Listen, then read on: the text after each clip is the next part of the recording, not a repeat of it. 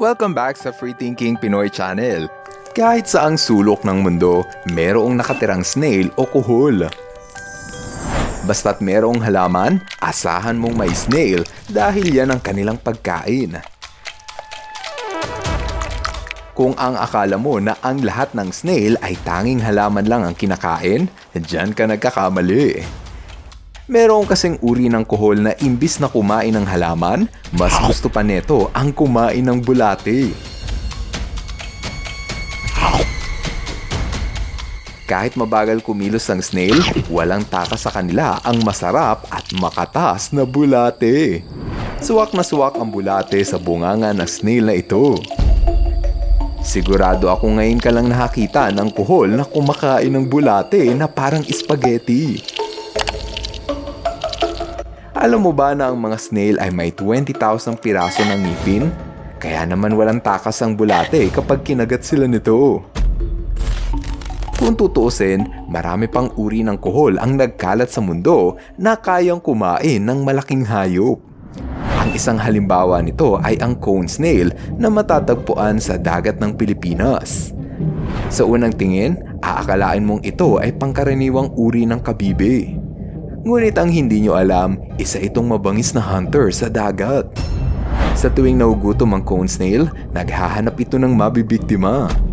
Inilalabas nito ang kanyang mahabang panusok habang siya ay nagtatago sa ilalim ng buhangin. Ang tawag sa galamay ng cone snail ay proboscis. Naglalabas ito ng karayom na parang isang baril. Ang karayom na ito ay nagtataglay ng kamandag na kapag pumasok sa katawan ng biktima, agad niya itong ikamamatay. Sa pagkakataon nito, nakakita siya ng 2 isda. Ito na ang kanyang oras para tusukin ang kamandagang biktima. Sobrang bilis ng nangyari. Sa isang iglap lang, patay agad ang isda. Wala itong kahirap-hirap na kinain ng cone snail. Kaya nilang palakihin ang butas ng kanilang bunganga. Walang ngipin ang mga cone snail, kaya imbis na nguyain nila ang pagkain, nilulunok nila ito ng buong buo.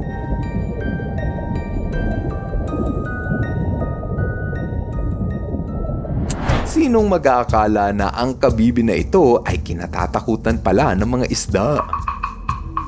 Kung ang mga cone snail ay isinusubo ng buo ang pagkain, ang mga linta naman ay humihigop ng dugo upang mabuhay. Pero alam mo ba na may mga linta na imbis na sumipsip ng dugo, mas gusto pa neto ang kumain ng bulate. Gaya ng mapapanood niyo sa video na kahit anong pagpapalag ng uhod, mukhang hindi na niya matatakasan ang kanyang malupit na kapalaran.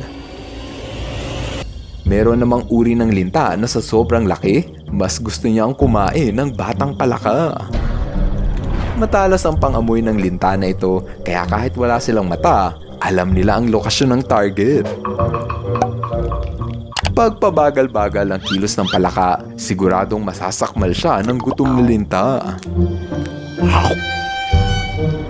Kahit maraming ngipin ng linta, mas gusto pa neto na sinusubo ng buo ang palaka.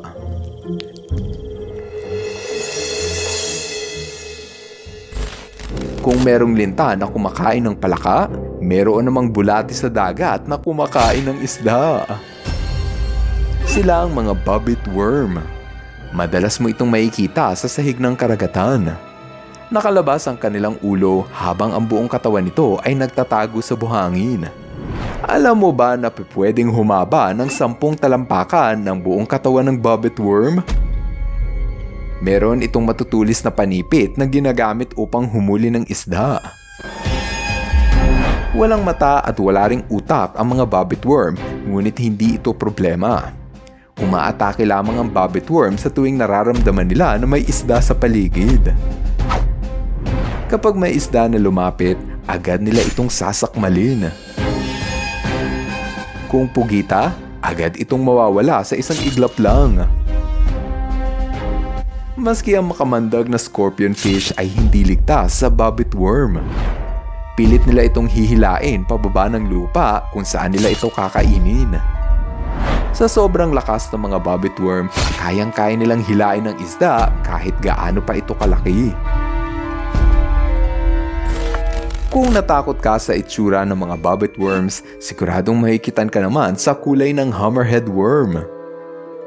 Tinawag itong hammerhead dahil ang ulo nito ay hugis martilyo.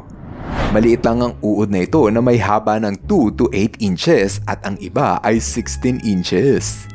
Pwede kang makakita ng uod na ito sa mga lugar na mamasa-masa.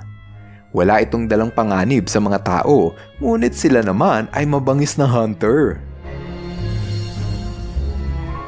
Sa tuwing naugutom ang uod na ito, maghahanap sila ng mabibiktima. Ang paborito nilang kainin, mga kuhol. Humahanap sila ng pagkain sa paraan ng chemoreceptor, katumbas ito sa pang-amoy ng mga tao. Kapag nakalapit na sila sa biktima, binabalutan nila ito ng malagkit na likido. Sa ganitong paraan, mahihirapan ang kumilos ang kuhol. Kapag paralisado na ang snail, sa kanya ito uumpisahang kainin. Ang silya o yung nguso ng flatworm ay nakapwesto sa gitnang katawan ng uod. Ito ang dahilan kung bakit kailangang puluputan ng hammerhead worm ang kuhol dahil ang kanilang bibig ay nasa tiyan. Sa ganitong paraan, mas nalalasahan ng uod ang kanyang paboritong pagkain. Sa lahat ng mga predatory worms, ito na ata ang may pinakamalupit na taktika. Nagtatalsik kasi ito ng nakamamatay na likido. Sila ang tinatawag na velvet worm. Malabo lang ang mata nito kaya nahihirapan silang makakita. Gayunpaman, malakas ang kanilang pakiramdam kaya maski ang maliit na kaluskos o vibration ay ramdam nila. Alam nila kung nasaan ang insekto kahit malabo ang kanilang mata. Mabagal kumilos ang velvet worm kaya nahihirapan silang habulin ang kanilang target. Ngunit huwag mo itong mamaliitin dahil pawang napakalupit ng kanilang estilo. Ang mga velvet worm ay naglalabas ng malapot na likido na kayang magparalisa sa kanilang target. Kaya nitong paabutin ng isang talampakan ang layo ng talsik nito. Kapag tinamaan ng insekto, mahihirapan na itong makakilos. Kapag ready nang kumain ng velvet worm, inilalabas nila ang kanilang matulis na ngipin na parang kutsilyo. Sino mag-aakala na ang ganitong uod ay para palang halimaw kung umatake? O ano, nag-enjoy ka ba sa ating kwentuhan? Kung oo, huwag mong kalimutang pindutin ang like button para mas lalo pa akong sipaging gumawa ng mga marami pang videos. Ngayon, andito na tayo sa ating shoutout portion. Hello kay Arion Zane at Zea Alison. Hello rin kay Elias Maliglig at Rachel Malikse. What's up kay Jesseline at Aidan Calix Barcelona. Shoutout kay Maisy at Kimaru de Lima. Happy birthday kay Rafael Posadas. At happy birthday rin kay Sandra Camposano Luzon at kay Tatay Eman Cabradilla Lomolho. Maraming salamat sa inyong panunood. Now, see you guys in my next video. Bye-bye! Ka-FTP viewers, thank you so much sa panunood mo na aking video. Kung nagustuhan mo ang video na ito, subscribe na sa FTP channel. Don't forget to hit the bell button para updated ka sa mga bagong videos. Paalam!